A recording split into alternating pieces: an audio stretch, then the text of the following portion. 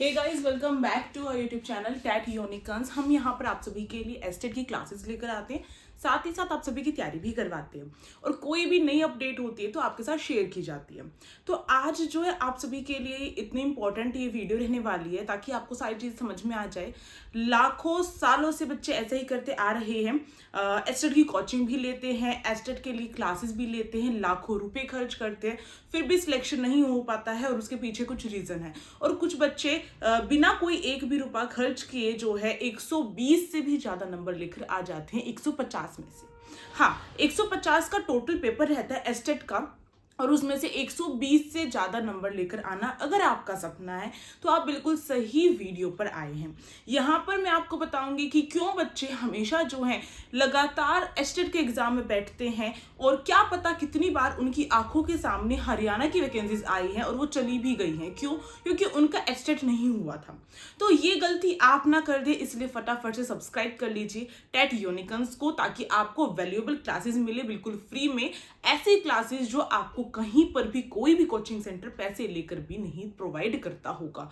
ऐसी valuable classes होंगी क्योंकि हमारे चैनल पर यह है कि हमें वीडियोस नहीं बढ़ानी है, हमें कंटेंट के लिए हमें आलतू फालतू की वीडियोस नहीं बनानी है। मेरा मकसद यही है कि जिन कमियों से हम गुजरे हैं वो आप सभी उन कमियों को महसूस ना करें। आजकल इतना अच्छा सोशल मीडिया जो प्रोवाइड किया गया है तो उसका फायदा उठाया जाए।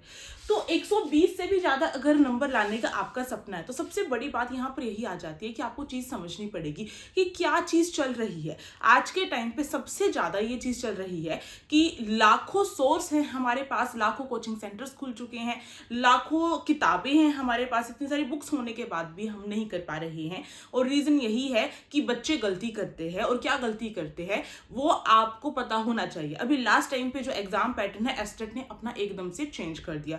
अभी तक कोई सिलेबस एस्टेट नहीं देता था पर सिलेबस दिया और उससे भी लास्ट ये एक रहा है 2025 में जो एग्जाम हुए थे उसमें तो सिलेबस प्रोवाइड किया था, 2024 में भी किया था। पर क्या किया अभी एस्टेट ने, वो भी दोगला टाइप से चलता है कि उसने जो सिलेबस दिया उसके अलावा भी जो कुछ टॉपिक्स हैं उस सिलेबस में से नहीं पूछे गए। पैडागोजी मेंशन की थी कि लैंग्वेज में पैडागोजी होगी पर वो नहीं पूछी गई। तो हमें लगा कि क्या पता 2025 में भी यही सेम प्रोसीजर हो। पर अगर बताऊं एग्जाम पैटर्न बिल्कुल चेंज हो चुका है। अब जो है आपका पेडागोजी आती है, यानी कि जो आपकी हिंदी है ना, इसमें जो 15 क्वेश्चन हिंदी के आते हैं।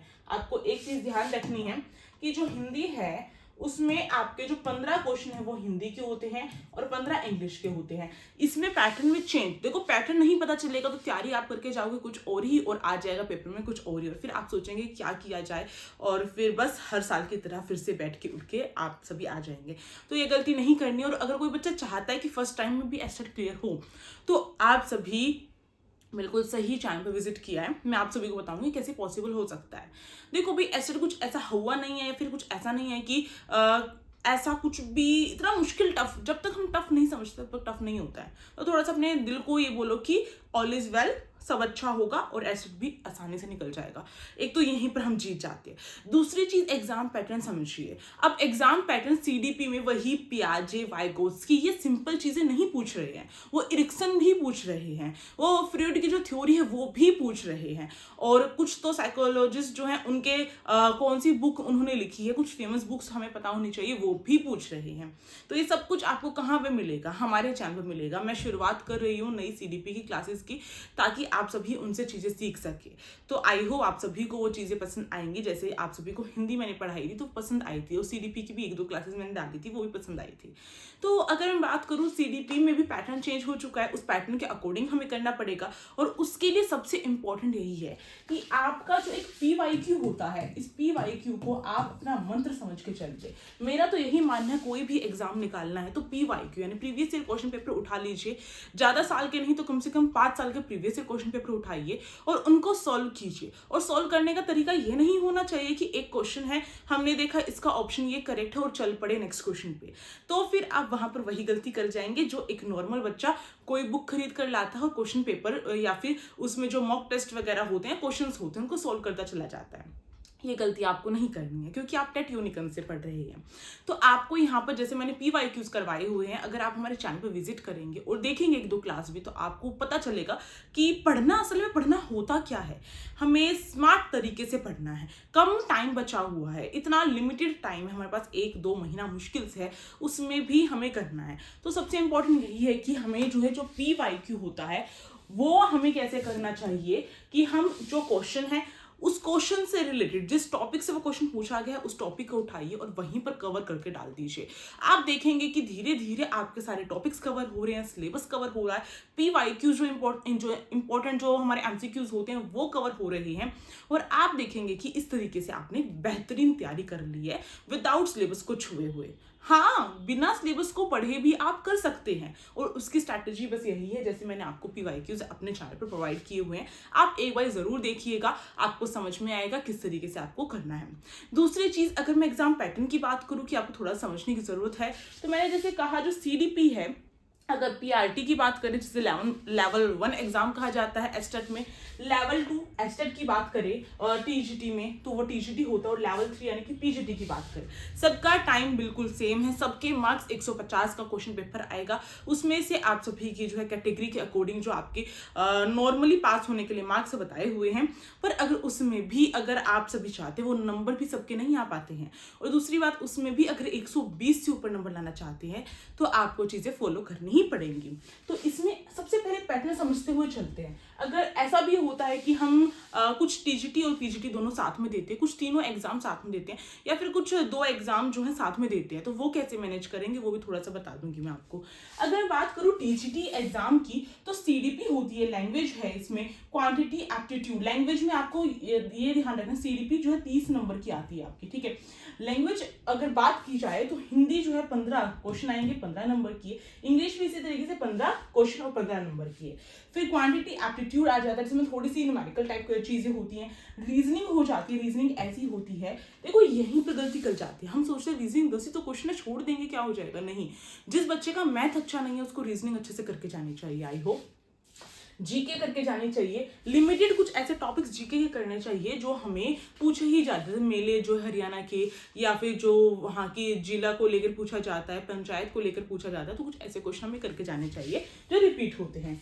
EVS हो गया, मैथ हो गए, ये सभी आपके 30-30-30 करके होके आपके 150 हो जाते हैं। अब बात यहाँ पे जो है, अब TGT और PGT दोनों का पैटर्न सेम रहता है क्या, CDP है, लैंग्वेज है, लैंग्वेज में हिंदी इंग्लिश सेम है, ठीक है, इस तरीके से 15-15 क्वेश्चन रहेंगे। क्वांटिटी एप्टीट्यूड और रीजनिंग और जीके, ये जो है यहाँ तक का जो सिलेबस है ना, ये इन तीनों में सेम है। अब यहाँ पे TGT और PGT में सब्जेक्ट स्पेसिफिक आ जाता है, यानी कि EVS वगैरह अलग से तोड़ के नहीं दी जाती है, मैथ्स वगैरह अलग से तोड़ के नहीं दी जाती है, सब्जेक्ट स्पेसिफिक आ जाता है। तो सब्जेक्ट स्पेसिफिक आपका 60 नंबर का होता है, 60 क्वेश्चन पूछे जाते हैं जो 60 नंबर के होते हैं। अब यहाँ पर यहीं पर गलती कर जाती है, जिनका सब्जेक्ट पे अपनी खुद की कमांड अच्छी नहीं होगी, वो चाहकर भी एस्टेट को नहीं निकाल पाएगा। आप खुद ही सोचिए, 150 में से 60 नंबर आपके खुद के सब्जेक्ट के हैं, विदाउट नेगेटिव मार्किंग होते हुए भी बच्चे यहाँ पर अपना एस्टेट नहीं निकाल पा रहे हैं, उसके पीछे यही रीजन है। सबसे बड़ी बात आपको समझना है कि CDP का जो पैटर्न चल रहा है, जो रिपीटेड क्वेश्चन जहां से पूछे जा रहे हैं, हमें वो करना है। केवल वाइगोत्स्की, प्याजे या फिर इस तरीके से नॉर्मल जो हमारे जो फेमस रहे हैं, केवल वही करके नहीं जाने, वो तो सीटेट वाले पूछ ही रहे हैं। यहाँ पे वाइगोत्स्की, प्याजे से 1-2 क्वेश्चन पूछा जाता है। देखा गया है कि प्याजे की बजाय अब वाइगोत्स्की पे ज्यादा फोकस किया जा रहा है एस्टेट का। इरिक्सन की जो थ्योरी है, फ्लूइड की जो थ्योरी है, ये सारी चीजें जो है, और इरिक्सन ने जो स्टेजेस दी हैं उसको लेकर पूछा जाता है। तो बहुत सारी ऐसी थ्योरीज हैं, और गार्डनर की थ्योरी जो है, इंटेलिजेंस की जो थ्योरी है, उसको लेकर घुमा के क्वेश्चन पूछे जाते हैं। एस्टेट जो निकाल लेता है ना CDP का, ये सोचो उसके लिए PRT का एग्जाम निकालना बहुत ईजी है, अगर नॉर्मल PRT के गवर्नमेंट एग्जाम की बात की जाए तो CDP की भी तैयारी मैं करवाऊंगी आप सभी को। अब देखो यहाँ पे अगर लैंग्वेज की बात की जाए तो लैंग्वेज में एक चीज समझनी है आपको, हिंदी इंग्लिश जो पूछी जा रही है ना, अब उसमें कॉम्परेशन जो एक तरीके से जो पैसेज होते हैं, पैराग्राफ होते हैं, अनसीन पैसेज जो होते हैं, वो पूछे गए थे पिछली बार, तो उसी एग्जाम पैटर्न के अकॉर्डिंग करेंगे। ग्रामर पूछी जाती है हमारी, उस ग्रामर को भी करना होगा हमें, जो व्याकरण पूछी जाती है। और अब पेडागोजी भी पूछी जा रही है, तो पेडागोजी भी हमें करनी पड़ेगी। पर ये पेडागोजी सीटेट वाली छोटी मोटी नहीं है कि हम बस नॉर्मल सा दे दिया और हो गया, नहीं, ये थोड़ा टफ ही देते हैं, सही बताऊं तो किस तरीके से देते हैं, क्या चीज़ें करनी है, मैं आपको जो करवाती जाऊंगी आप सीखते चले जाएंगे। अगर मैं बात करूँ क्वांटिटी एप्टीट्यूड की, रीजनिंग की, जीके की, तो इसमें भी जो रिपीटेड क्वेश्चन है वहाँ से कीजिए। बल्कि मैं कह रही हूँ इस पूरे सेक्शन में से जीके अगर हम देखें तो हम इसमें थोड़े से मार्क्स गेन कर सकते हो, ज़्यादा नहीं कर सकते हैं। और कुछ बच्चे क्वांटिटी एप्टीट्यूड में नहीं कर पाते हैं तो वो रीजनिंग में कर सकते हैं। रीजनिंग में आपको 10 में से 9 नंबर लाने ही चाहिए मेरे ख्याल से, जब नेगेटिव मार्किंग नहीं है तो। ठीक है, 1 नंबर मैंने छूट के लिए दे दिया है। अगर मैं मैथ्स की बात करूँ तो पीआरटी वालों की मैथ्स भाई इंपॉर्टेंट है, वीक नहीं होनी चाहिए। यहाँ से क्वेश्चन पूछे जाते हैं, आपको अच्छे तरीके से आने चाहिए। थोड़ा सा पीआरटी का जो लेवल है थोड़ा सा इसमें अप करके क्वेश्चन पूछे जाते हैं मैथ्स के। देखा गया 6 to 8 के 9 10th के भी क्वेश्चन इसमें लपेट दिए जाते हैं। ठीक है, ईवीएस भी करनी चाहिए, इसमें जो रिपीटेड जो टॉपिक्स है वो करने चाहिए। इसी तरीके सब्जेक्ट स्पेसिफिक की बात करूँ तो उसके लिए भी, इसमें चाहे ये मैथ्स ईवीएस हो, इसमें चाहे सब्जेक्ट स्पेसिफिक हो, बस यही चीज़ देखनी है आपको। अपना प्रीवियस ईयर क्वेश्चन पेपर उठाइए, ये एस्टेट जो खुद की वेबसाइट पे भी देता है प्रीवियस ईयर क्वेश्चन पेपर, वहाँ से उठाइए और उसको सॉल्व करना स्टार्ट कर दीजिए। वहीं से आपका पूरा सिलेबस कवर हो जाएगा। और एस्टेट सिलेबस भी रिलीज करने लग गया है, बट ये बात है कि हिंदी का जो सिलेबस उन्होंने लिख रखा है वो ऐसी भाषा में लिख दिया, ऐसी लैंग्वेज में जो हमें कभी समझ में नहीं आएगा। यानी कंप्यूटर ने करेक्ट उसमें लिखा ही नहीं, हिंदी देवनागरी लिपि में लिखा ही नहीं, पता नहीं कौन सी लिपि में लिख दिया। ठीक है, उसकी कोडिंग ही गलत हो गई है तो वो तो कोई भूल के भी नहीं समझ सकता है। पर मैंने अपने चैनल पर हिंदी का सिलेबस अपलोड कर दिया है, आप सभी जाकर देख सकते हैं उसको। तो इस तरीके से PYQ के थ्रू ही आपको करना पड़ेगा। सब मैंने बता दिया कि किस किस तरीके से आपको चीज़ें कवर करनी है। PYQ करोगे तो 100% आपके मार्क्स बढ़ेंगे, सिलेबस भी कवर होगा, टॉपिक भी कवर होगा। और जितना हो सके MCQs की प्रैक्टिस करते रहिए। मॉक टेस्ट आपको कब लगाने स्टार्ट करने हैं, जब आप एंड में आ जाएंगे, यानी कि एग्जाम आने वाला है और 10-20 दिन रह गए हैं, तो मॉक टेस्ट उस टाइम पे लगाइए ताकि आपको पता चले कि आप कहाँ पर गलती कर रहे हैं। मॉक टेस्ट से फायदा यही होता है कि वहाँ पर जो गलती करने वाले हम पहले ही अपने घर पे करके चले जाते हैं और उसको सुधार भी जाते हैं, ये चीज़ रहती है। और जिसको OMR शीट भरने में कोई दिक्कत होती है तो उसके लिए भी वीडियो आ जाएगी, बहुत आसानी से मैं आपको समझा दूंगी। तो अब जो है आई होप आपको ये अच्छी लगी हो कि मैंने जो आपको समझाया। और मैं यही कहूँगी कि देखो हरियाणा में वैकेंसीज बहुत मुश्किल से आती हैं, अब आने के चांसेस हैं।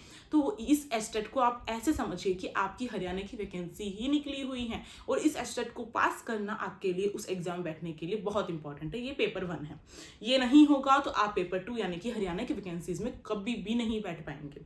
तो यही सोच के कीजिए और अपनी तैयारी मतलब दमदार होनी चाहिए कि कल अगर इस टॉपिक से, मैंने ये टॉपिक देखा आज, अगर ये टॉपिक मैंने आज देख लिया ना और कल इससे क्वेश्चन पूछ लिया गया तो वो क्वेश्चन मेरा होना चाहिए, निकलना चाहिए। इस तरीके से टॉपिक जो है आपकी नज़र में होना चाहिए। ये नहीं है कि मुझे कल के लिए छोड़ना है, आपको टॉपिक वाइज तैयारी करनी है, आपको सिलेबस वाइज नहीं करनी है, आपको टॉपिक उठाने हैं। जो सिलेबस होता है उसमें से भी जो छोटे छोटे टॉपिक होते हैं ना, सब टॉपिक्स बोल सकती हूँ, उसको उठा के तैयारी कीजिए आप।